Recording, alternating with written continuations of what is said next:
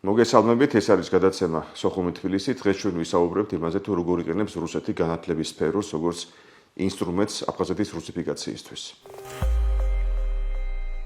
დღეს ჩვენი სტუმარი გახლავთ კახა კვაშილავა, სოხუმის უნივერსიტეტის ასოცირებული პროფესორი. კახა, მოგესალმებით. მოგესალმებით. დიდი მადლობა. სამ დავიწყეთ ყველა შევახსენეთ, რომ გადაცემა სოხუმი თბილისი არის აფხაზეთის საინფორმაციო ანალიტიკური ცენტრის პროექტი. ჩვენი ყურება შეიძლება Facebook-ზე, YouTube-ზე, TikTok-ზე და ყველა პლატფორმაზე. კახა, კიდევ ერთხელ მოგესალმებით და მოდი სანამ დავიწყოთ გადაცემას, მე მინდა მივუსამძიმრო მთელ საქართველოს პრინციპში დაღუპვა აფხაზი ბიჭის 15 წლის ნართ აბუხბას დაღუპვა არტეკის პირველთა ბანაკში.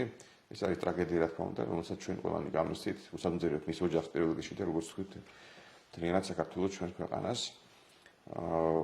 დაიღუპა თვარსები რაღაც მწვავე რესპირატორული დაავადებით, საშინელი ისტორია, რა თქმა უნდა. არტეკის პირველთა ბანაკი, როგორც ცნობილი, ეს არის ელიტარული პირველთა ბანაკი მოყოლებული საბჭოთა კავშირიდან. და იქ როგორც უყურებთ, ბოლო პერიოდში აფხაზებიც ისვენებენ. ეს რა თქმა უნდა ხდება, მიზანმიმართულად, ესე ვთქვათ, რომ მოხდეს რაღაცნაირად დაჩქარდეს მოდი ესე ვთქვათ, რა თქმა უნდა, აფხაზეთის ანექსია რუსეთის ფედერაციაში. და რამდენადაც ვიცი, მე კოტაც გაზარდეს არა საერთოდ ამ ბოლო პერიოდში მეტი და მეტი აფხაზი ბავშვი ისვენებს არტეკში. მიმედია მსგავს ტრაგედია, რა თქმა უნდა, არ დატრიალდება. ეს ჩვენ ისე ვაპირებდით, ეს გადაცემა მივეძღვნა აფხაზეთში არსებული აი ამ საკითხისთვის, განათლება რა ხდება იქ განათლების სფეროში, როგორ იყენებს განათლების, ესე ვთქვათ, სფეროს რუსეთი როგორც კიდევ ერთ ინსტრუმენტს რუსიფიკაციის მთელი აფხაზეთის. ამ რა თქმა უნდა, ასევე ძალიან სერიოზული დარტყმის ქვეშ არის გალის მოსახლეობა, რასაკვირველია, ამაზეც ჩვენ ვისაუბრებთ. მოდი დავიწყოთ აი რა თემით, იცი? რუსიფიკაციის ტემპი როგორია ახლა ამ ეტაპზე? და ამაში ჩემთვის ახლა ყველაზე საინტერესო, ჩემთვის მაჩვენებელი არის, როგორი არის აფხაზური ენის ცოდნა თვითონ აფხაზებში. ახლა მე რა თქმა უნდა, აფხაზურად არ საუბრობენ იქაური ქართველები და რუსები და ასე შემდეგ. აფხაზეთში ახლა სიტუაცია ამ მხრივ ალბათ მე ეჭვმა, რა თქმა უნდა, რომ უფრო ნაკლები ადამიანი საუბრობს აფხაზურად, არა? დიახ, ბატონ თორნიკე, მეც შევერთდები აი ამ სამძიმარს, თქვენ სამძიმარს, ახალგაზრდა საქართველოს მოქალაქე, მოდი ასე ვთქვა, ჩვენთვის ისინი საქართველოს მოქალაქე არიან და თქვენ სწორად ძალიან სრულად საქართველოს და კონკრეტულად აფხაზებს ვუსამძიმრებთ, მართლაც ამ ტრაგიკულ შემთხვევას. და ეს ყველაფერი, რა თქმა უნდა, სწორად თქვენი ლოგიკური ჯაჭვით სწორად წავიდა ეს არტეკში, ყირიმში, ოკუპირებულ ყირიმში მათი წაყვანა. ხო, თან საინტერესო, ეს არის ყირიმში, ოკუპირებულ ყირიმში. ოკუპირებულ ყირიმში მათი წაყვანა, ეს არის, რა თქმა უნდა, აფხაზების შემდგომი რუსიფიკაცია და მათი დეეთნიზაცია, საერთოდ აფხაზობისგან მოწყვეტა და ამის შემადგენელი ნაწილი, როგორც თქვენ სწორად აღნიშნეთ, ეს არის ენა. თუ ადამიანმა მისი მშობლიური ენა არ იცის, ის უკვე იმ ერს საკუთარ თავს ვერ მიაკუთვნებს და აფხაზეთში ჯერ კიდევ 92 წლამდე, ანუ ომის დაწყებამდე ეს მდგომარეობა ძალიან სავალალო იყო. იმის მერე გაუარესდა. რა თქმა უნდა, იმის მერე გაუარესდა და ძალიან, ასე ვთქვათ, გეომეტრიული პროგრესიით. ფაქტობრივად, აი მე გავიხსენებ 2023-24 წლების სასწავლო წელს პირველი კლასი აფხაზურ სექტორში არ შეიქმნა. არჩა მშობლებმა 2023 წლის 1 სექტემბერს, იქ სასწავლო წელი 1 სექტემბერს იწყება, აფხაზურ სექტორში საკუთარი ბავშვები არ მიიყვანეს. რატომ? არსად. და მთელს აფხაზეთში, ანუ ეს თაობა ჩავარდა, აფხაზური სექტორი აღარ არის იმ თაობის, იმ წლის. რატომ? როგორც ვიცი, პირველი 5 კლასი მიდის, არა, აფხაზურად სწავლა. აფხაზურ სექტორში პირველი 5 კლასი, პირველი 4 კლასი მიმდინარეობს სწავლა, პირველი 5 კლასი მიმდინარეობს სწავლა და შემდგომ უკვე რუსულად გრძელდება სწავლა. ეს საბჭოთა კავშირშიც ასე იყო, საბჭოთა ეპოქაშიც ასე იყო და აი რის თქმა მინდა, ანუ აფხაზი მშობლები აფხაზური ენის საჭიროებას ვერ ხედავენ. ის მათთვის აფხაზური ენა არის ზედმეტი ტვირთი, რომელთაც ალბათ მათმა შვილმა, მათმა მომავალმა ტვინი არ უნდა გადაიღალოს, ტვინი არ უნდა დაატვირთოს, რადგან ყველაფერი მაინც რუსულ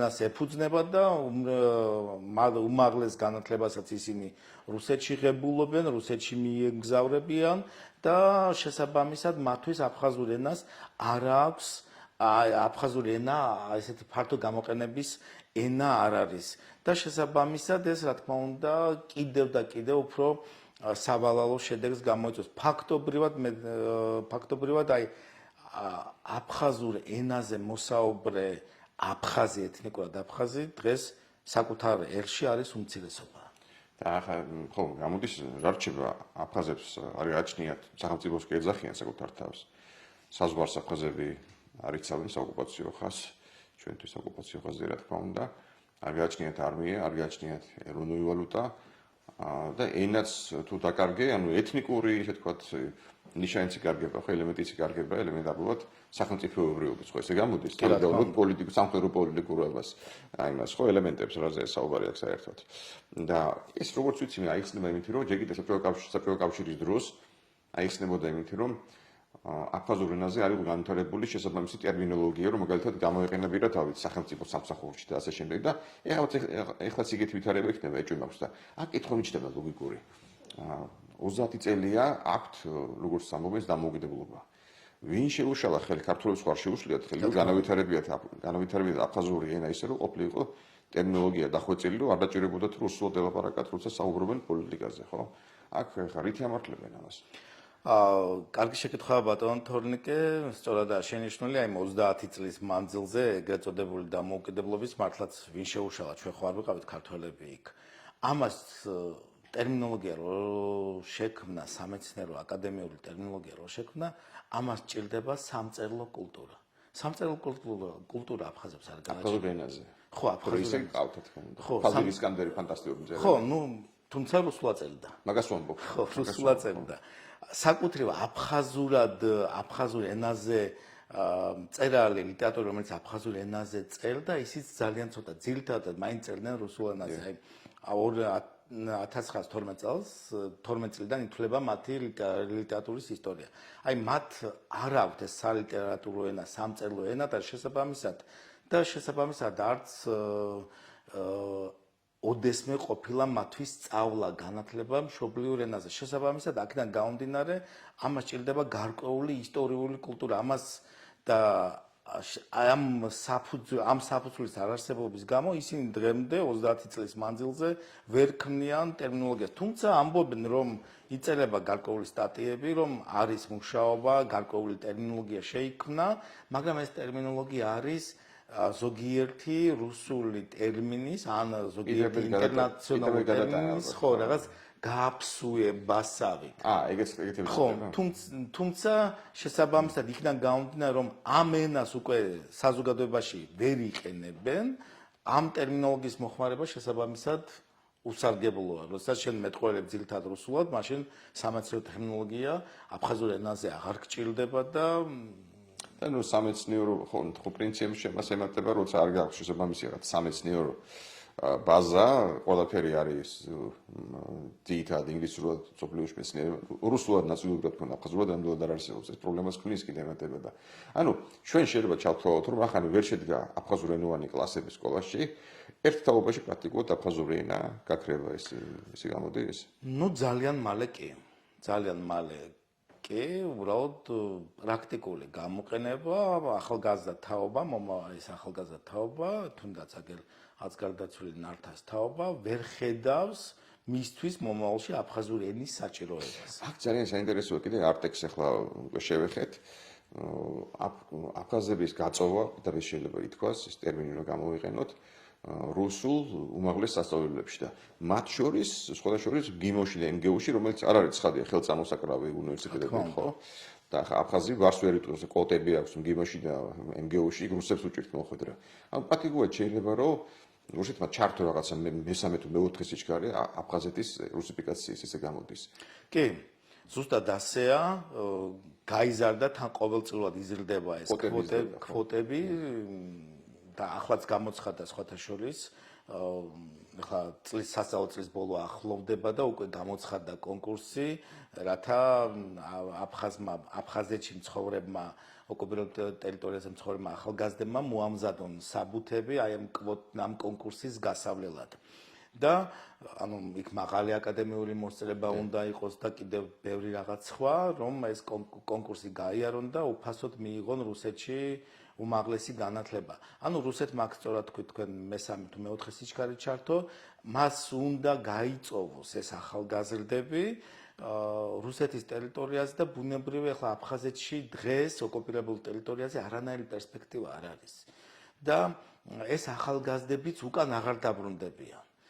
იქ რუსეთში დასაქმდებიან, დაოჯახდებიან და უკან აღარ ჩამოვლენ და რუსეთს რა უნდა? რუსეთს ეს გამოცარიელებული ტერიტორიები მისთვის უნდა. და გვახსოვს აგერ აპარტამენტების კანონი, ბიჭვინთის პრობლემა, რაზეც მიდის რუსეთის ზეწოლა. რუსეთს ჭირდება ტერიტორია. რუსეთი დავასრულე ბატონო თორნიკე, ოკუპაციის დაწყებიდან 93 წლის 27 სექტემბრიდან ქმნიდა იმის, რომ ის ქმნის დამოუკიდებელ სახელმწიფოს, მისი მხარდაჭერით, მისი ასე ვთქვათ სამხედრო ფარით ქმნის კავკასიაში დამოუკიდებელ სახელმწიფოს, მაგრამ 30 წლის შემდეგ მან მისი რეალური მიზანი გამოავლინა. მას კი არ ჭირდება დამოუკიდებელი სახელმწიფო. მას ჭირდება შავ ზღვაზე ძალიან ვრცელი სასაზღვრო ზონა, რომელიც ძალიან უახლოვდება კავკასიას, რუსეთისთვის ძალიან რთულ რეგიონს და ამ ტერიტორიაზე არ უნდა იყოს რუსებისთვის არასანდო ეთნოსი. მათ შორის იგივე აფხაზები.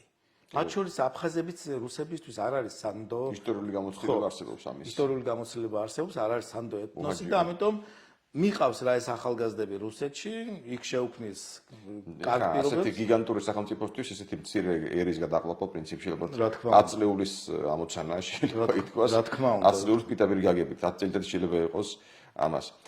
გალს უნდა შევეხოთ რა თქმა უნდა. ამ სიტუაციაში ახლა გალს ახლა თქვენ წეღანი მეუბნებოდით სამ გადაცემას. დავიწყებდით რომ ისე ვთქვათ გალზე თვალი უჭიროთ აფხაზებს, მათ აფხაზებას სურთ გალელებს და ასევე რუსებს, გარუსებას სურთ ახლა. გააფხაზება მიგონი არ გამოდის ხო? შეუძლებელია ხა ეს სიტუაციაში რომ თვითონ აფხაზი რუსდება მით უმეტეს კიდევ უფრო რთული იქნება რომ გააფხაზონ იქაური ქართველები. მაგრამ ჩვენ ქართველებს იქ რა საფრთხე ემუქრება და რა ვითარება აფრენური დინამიკაა. გალის პრობლემა სერიოზული პრობლემაა, როგორც საქართველოსთვის, როგორც გამოხმა დარჩენილი ტერიტორიის, როგორც გამოხმა ტერიტორიისთვის, ჩვენ ცენტრალური ხელისუფლებისთვის, ასევე სოხუმისთვის და ასევე მოსკოვისთვის. შეიძლება თქვას ახლა რუკაზე რომ ვნახოთ ერთი ციდა ტერიტორია, მაგრამ ძალიან დიდი პრობლემების შემცველი სამივე მხარისთვის, მოდი ასე ვთქვათ, საქართველოს თბილისისთვის ეს არის თუ კი გალის ტერიტორია გააფხაზდება ან გაარუსდება, ეს იქნება საერთოდ მოწყვეტა აფხაზეთთან. აფხაზებისთვის ეს არის ქართველები მიუხედავად იმისა, რომ დაახლოებით ახლა იქ დაბრუნდა და ცხოვრობს 50 სხვა მონაცემებით 50-დან 60,000 ქართველამდე და აფხაზები მიუხედავად იმისა სტატისტიკით ძალიან თამაშობენ, რეალურ სტატისტიკას ხო უყურებენ, კი ქაღალდზე სხვას წერენ, რომ თვითონ არიან 100,000 ხო და რეალურ სტატისტიკა ხო იციან და იციან რომ ეს ძალიან დიდი ძალაა, როგორც საარჩევნო პოლიტიკურ ასპექტში, ისევე სამეურნეო ძილთად გალის რაიონის სოფლის მეურნეობა კვებავს აფხაზებს. და არა მხოლოდ როგორც მე ვიცი, ესე ვთქვათ, განელი მანქანის ხელოსნები. კი, ყველაფერი. ხო, არიან გამორჩეული კარგები. კი, ხელოსნები, მშენებლები ძალიან ბევრი არის, სხვა რაიონებშიც არიან დასაქმებული და აი გალზე არის ძალიან დიდი აქცენტი. და რუსებისთვის თუ რუსები დაკარგავენ შანსს, ასე ვთქვათ, და აფხაზები ჩაიგდებენ გალს, ანუ მოახდენენ რაღაც აბსუიზაცია. რეალურია აბსუიზაცია გალის. გალის აბსუიზაცია, რა თქმა უნდა, თეორიული საკითხია, მაგრამ დაუშვათ და მოსკოვმა ჩათვალოს, რომ აი სოხუმმა მოახდინა აბსუიზაცია, მაშინ რუსებს შეექმნება ძალიან დიდი პრობლემა და აი ცარიელი ტერიტორია რუსებისთვის აღარ იქნება. ამიტომ მიდის აი ეს ბრძოლა ერთის მხრივ რუსიფიკაციასა და მეორეს მხრივ აბსუიზაციას შორის. ნუ ჩვენ ბერკეტები დაგვრჩა? ჩვენი ბერკეტი ის არის, რომ ჩვენ საქართველოს სახელმწიფომ მიიღო ძალიან კარგი გადაწყვეტილება ოკუპირებულ ტერიტორიაზე მცხოვრები ახალგაზრდებისთვის საქართველოს ტერიტორიაზე უფასოდ უმაღლესი განათლების ეროვნული გამოცდების გარეშე და ზოგადად სწავლის საფასურის გარეშე განათლების მიღების. რა თქმა უნდა, ეს არ არის ძალიან ძლიერი, ასე ვთქვათ, მაგრამ ძალიან მნიშვნელოვანია, რადგან ჩვენ შევეცდებით ეს ხალხი წამოვიყვანოს. ალელებიც ხდებიან რუსულ კოტებში? კი, რა თქმა უნდა. კი, რა თქმა უნდა. რუსულ კოტებში ხდებიან და სხვათა შორის რუსები ცდილობენ აი სწორედ გალის მოსახლეობა, გალის ქართველობა წაიყვანონ იქ. აი 2021 წელს პირველად ჩაატარეს კონკურსი საერთაშორისო ურთიერთობებში, აი თქვენთვის ახლო სფეროში და საინტერესო ის იყო, რომ გაიმარჯვა გალელმა ქართველმა გოგონამ, რომელიც სრული დაფინანსებით, მათ შორის ცხოვრების დაფინანსებით წაიყვანეს მოსკოვში და მარტო ეს არ იქნებოდა მნიშვნელოვანი იყო ამის რეპრეზენტაცია როგორ მოახდინეს. მათ აჩვენეს აფხაზებს, რომ აი მეორე ხარისხოვანი ვინც მიგაჩნიათ, რომ თქვენი ასე თქვათ, თქვენ მას ტოლს არ უდებთ და თქვენთვის ის რაღაც მეორე ხარისხოვანი ადამიანია, სწორედ მან გაჯობათ, რომ აი სწორედ ინტელექტუალური პოტენციალი იქ არის ჩადებული და არა აქ. ანუ აი ეს რეკლამირებაც ისე იყო წარმოჩენილი, რომ აფხაზ ღირსება შეელახებოდა. და ეს მიზანმიმართულად გააკეთა, რა თქმა უნდა, მე ხა დარწმუნებული ვარ, რომ გოგოს ღირსეულად გაიმარჯვა თავის ცოდნით, მაგრამ რუსეთმა ეს ძალიან კარგად გამოიყენა აი ანტი-აფხაზურ პოლიტიკაში. ახლა აფხაზები არ აღიარებენ, რომ რუსები ანტი-აფხაზურ პოლიტიკას ეწევიან, მაგრამ ჩანს აი თუნდაც განათლების მინისტრი გაბლია ხშირად დადის აფხაზეთში და აი ახლა ამას წინათაც განცხადება გააკეთა, გაავრცელა სხვათა შორის, რომ აი ახალი შესაძლებლობას აძლევს რუსული საგანმანათლებლო სისტემა აფხაზეთს. ისტორიის წიგნი აფხაზეთში როგორც ვიცი არ დაუწერიათ ახალი. თუ განახლება ხდება ისტორიის წიგნის. განახლება ხდება, ხო. ხო, ანუ იმ წიგნში გასაგებია ხო, როგორ აღწერილი უახლეს ისტორია, უბრალოდ უმატებენ ყოველ რაღაც პერიოდულად რაღაცა. ასე ვთქვათ, სიახლეები ჭყალებში. ეს თან ხდება მოსკოვთან თუ როგორ არის? კი, რა თქმა უნდა, თან ხდება, მაგრამ აფხაზეთის ისტორიას, ასე ვთქვათ, აფხაზეთის ისტორიას ნაკლები საათი აქვს ვიდრე რუსეთის ისტორიას. აჰა, გასაგებია. რა პროცენტულად რამდენი იყო რიცი და სამწუხაროდ არც, მაგრამ ვიცი, რომ აფხაზეთის რუსეთის ისტორიას უფრო დაწვრილებით და უფრო აი ჩვენ დროს რო იყო საბჭოთა კავშირის ისტორია და საქართველოს ისტორია და ახლა ამ პროპორციით. ხო, აი ამ პროპორციით არის და თან რაც თავარია ეს აფხაზეთის ისტორია არის რუსულ ენაზე. არ არის აფხაზურ ენაზე. გასაკრებელი კი. თვითონ აფხაზების მიერ დაწერილი არ არის. და ხო, აი პირველი 5 წელი თუ 4 წელი ვასწავლდნენ აფხაზურად იყო წიგნები? აი დედაენა, რომელსაც გაგიკვირდება და ანბან ქვია. აი ანბან. პირველი ქართული ასოების შესაძლებელი ანბან. ეს საინტერესოა. დიახ, ეს არ არის, მე არ გამომიგონია, ეს არ არის რაღაც ასე ვთქვათ, ფეიკი, შეგიძლიათ ნახოთ, ანბან. გასაგებია. ხო, ეხლა კი გამეცინა, პრინციპში რაც ვილაპარაკე სააცილობაში, რა თქმა უნდა, არაფერი არის, იმიტომ რომ ეხლა ამ ტემპით თუ გაგრძელდა ეს ყველაფერი, იმედია ჩვენ შეგვიძლია მხოლოდ ის, რომ აი მაქსიმალურად პირველ რიგში, რა თქმა უნდა, გალს თუ დაარჩენი აფხაზეთის ესე ვთქვათ, წამოახედეთ რაზეა საუბარი, მივცეთ აქ. კი, აი შანსი რომ აქ რეალიზდება, რა თქმა უნდა, დარჩენ ქართულ სივრცეში. კი, აი ჩვენ ხელისუფლებამ, პოლიტიკურმა ძალებმა, სამეცნიერო საზოგადოებამ ეს ყველგან აქტიურად უნდა ვისაუბროთ ამ თემაზე, საერთაშორისო ასპარეზზე, რადგან აფხაზებთან ჩვენ და აფხაზები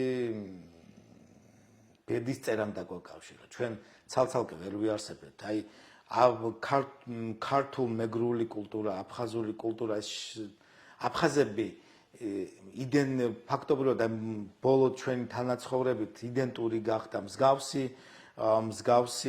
კერძები გვაქვს, მსგავსი ტრადიციები გვაქვს.